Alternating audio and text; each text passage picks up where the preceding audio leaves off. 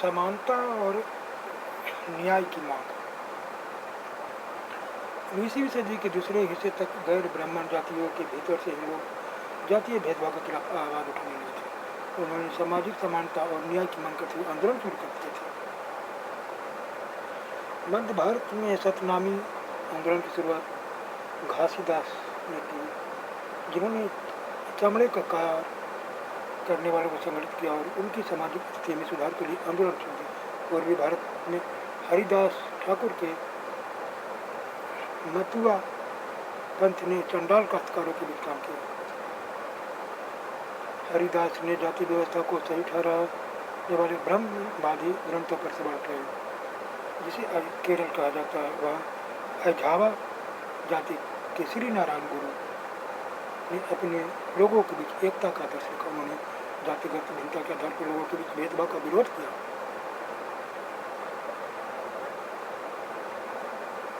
उनके अनुसार सारी मानवता की एक ही जाति है। उनका एक महत्वपूर्ण कथन था, मानवता की एक जाति, एक धर्म, एक ईश्वर।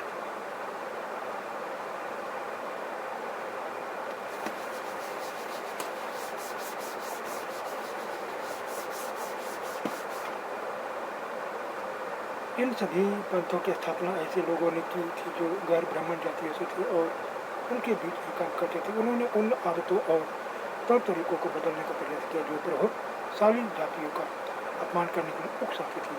उन्होंने अधीनस्थ जातियों में स्वाभिमान का भाव पैदा करने का प्रयास किया। गुलामगिरी।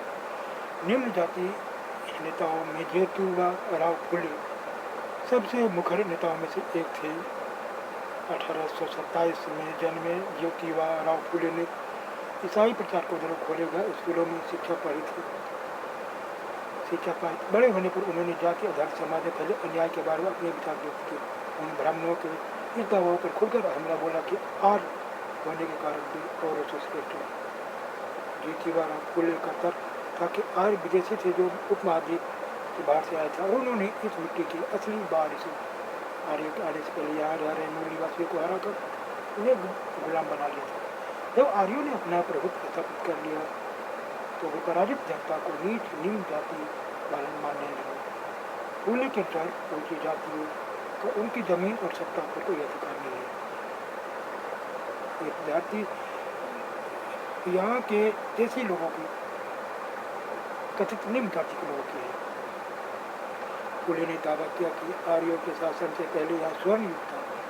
तब योद्धा किसान जमीन बेचते थे और मराठा देहात तो न्याय संगत और निष्पक्ष तरीके से शासन करते थे। उन्होंने सुझाव दिया कि शूद्रों और शूद्र मने तो श्रमिक जातियों और अति शूद्र अछूत जातीय भेदभाव खत्म करने को संगठित होना चाहिए। फूले द्वारा स्थापित कि सब शोधक समाज नामक संगठन जातीय समानता के समर्थन में मुहिम चलाई। 1873 में फूले ने गुलाम नामक एक किताब लिखी। इससे लगभग 10 साल पहले अमेरिकी ग्रेजुएट हो चुका था, जिसके फलस्वरूप अमेरिका में दास प्रथा खत्म कर दी गई थी। फूले ने अपनी पुस्तक उन सभी अमेरिकियों को समर्पित की जिन्होंने गुलामों को मुक्त दिलाने के लिए संघर्ष किया था। इस तरह उन्होंने भारत की निम्न जाति और अमेरिका के काले गुलामों दुर्दशा को एक दूसरे से जोड़ दिया। फूले ने जाति व्यवस्था की अपनी आलोचना को सभी प्रकार की गैर बराबरी से जोड़ दिया था। वह उच्च जाति महिलाओं की दुर्दशा, मजदूरों की मुसीबतों और निम्न जातियों के अमानपूर्ण हालातों के गहरे तौर पर चिंतित थी। जाति सुधार का 20वीं सदी में पश्चिम भारत में भीमराव अम्बेडकर और दक्षिण में ईवी रामास्वामी नायकर इस महान दलित नेताओं के नेतृत्व में चलता रहा। अम्बेडकर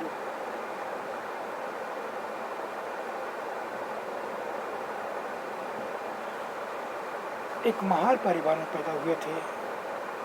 बचपन में उन्होंने इस बात को बहुत नज़दीक से देखा ताकि रोजाना की जिंदगी में जातीय भेदभाव और पूर्वाग्रह क्या होता। स्कूल में उन्हें कक्षा के बाहर जमीन पर पढ़ना पड़ता। उन्हें सवर्ण बच्चों द्वारा इस्तेमाल किए जाने वाले तो नल को उसे पानी पीने की इजाज़त नहीं थी। स्कूल की पढ़ाई पूरी करने के बाद उन्हें उच्च अध्ययन के लिए अमेरिका जाने तो फेलोशिप मिली थी।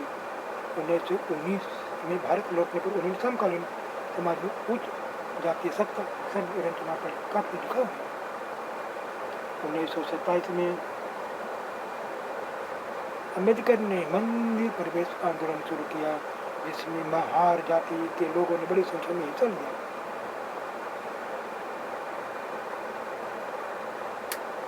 ब्राह्मण पुजारी इस बात पर बहुत आग बबूला हुए कि दलित मंदिर के जलाशय का पानी इस्तेमाल कर रहे हैं।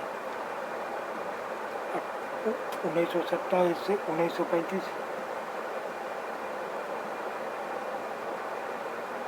के बीच अम्बेडकर ने मंदिरों पर प्रवेश के लिए ऐसे 3 आंदोलन चलाए। वह पूरे देश को दिखाना चाहते थे कि समाज में जातीय पूर्वाग्रह की जड़ कितनी मजबूत है। गैर ब्राह्मण आंदोलन 20वीं सदी के आरंभ में गैर ब्राह्मण आंदोलन शुरू हुआ। यह प्रयास उन गैर ब्राह्मण जातियों का था जिन्हें शिक्षा, धन और प्रभाव हासिल हो चुका था। उनका तर्क था कि ब्राह्मण तो उत्तर से आए उन आक्रमणकारियों के वंशज है जिन्होंने यहाँ के मूल निवासी देशी द्रविड़ नेतृत्व द्वारा दक्षिणी भूभाग पर विजय हासिल कर ली।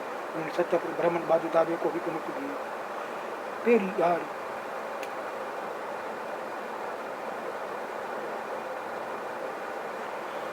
नाम से प्रसिद्ध ईवी रामास्वामी नायकर एक मध्यम वर्गीय परिवार से बड़े थे। अपने प्रारंभिक जीवन में सन्यासी थे और उन्होंने संस्कृत शास्त्रों का गंभीरता से अध्ययन किया था। बाद में कांग्रेस के सदस्य बने, परंतु जब उन्होंने राष्ट्रवाद योजना आयोजित की गई एक दावत में देखा कि वहाँ बैठने के लिए जातियों के साथ अलग अलग इंतजाम किया हुआ है, तो उन्हें हताशा होकर पार्टी छोड़ दी। इस दावत में निम्न जातियों और उच्च जातियों के लिए अलग अलग बैठने का इंतजाम किया गया था। पेरियार की समझ में आ चुका ताकि अछूतों को अपने स्वाभिमान के लिए खुद लड़ना होगा। इसी बात को ध्यान में रखते हुए उन्होंने स्वाभिमान आंदोलन शुरू किया। उनका कहना था कि मूल तमिल और द्रविड़ संस्कृति की असली बात अछूत ही है जिन्हें ब्राह्मणों ने अपने अधीन कर लिया। उनका मानना था कि सभी धार्मिक धर्मों के सामाजिक भेदभावों और असमानता को ईश्वर प्रदत्त मानते हैं, इसलिए सामाजिक समानता के लिए सभी धर्मों को अछूत को खुद मुक्ति पानी होगी। पेरियार हिंदू वेद पुराणों के कट्टर आलोचक थे। खासतौर से मनु द्वारा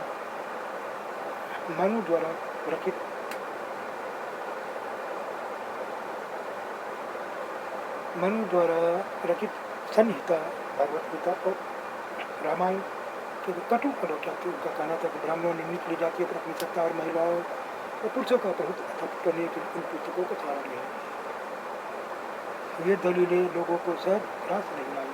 निम्न जातीय नेताओं के भाषणों भी विचारपूर्ण लेखन और आंदोलनों से उच्च जातीय राष्ट्रवादी नेताओं के बीच कुछ आत्ममंथन और आलोचना की प्रतिक्रिया शुरू हुई, परंतु रूढ़िवादी हिंदू समाज ने उत्तर में सनातन धर्म सभा और भारत धर्म महामंडल और बंगाल में ब्राह्मण सभा जैसे संगठनों के जरिए इन रुझानों का सख्ती से विरोध किया। इन संगठनों का मकसद यह था कि हिंदू धर्म में जातीय उच्च नीच को जो महत्व दिया जाता है इस पर कोई आँच न आए। वे साबित करना चाहते थे कि इस बात को धार्मिक ग्रंथों में भी मान्यता मिली हुई है।